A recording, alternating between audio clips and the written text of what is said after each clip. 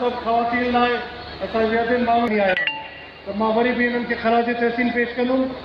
करूँगा क्योंकि आज मौका है। ज़रूर हम बड़ा होटकी में भले वो फंडिंग के हवाले से कंपनी की तरफ से जो फंडिंग है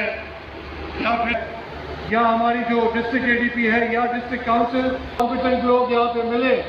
जो यहाँ पे हुकूमत करते थे तो यहाँ पे आपके नाम से लोग हमने वो सारा काम ट्रांसपेरेंसी के साथ और अल्हम्दुलिल्लाह उस फंडिंग को हम इफेक्टिवली इस्तेमाल करके और हमने जो साबित मदद से हम उन सब टीम को जल्द से जल्द फंडिंग करके कंप्लीट करेंगे।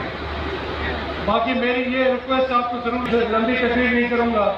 कि इन साहब यहाँ मौजूद है हम कैसे हो गए थे हमारे पास एक या फिर रोज जो हाईवेज पे और मोटरवेज पे जो इंसिडेंट्स या एक्सीडेंट्स होते हैं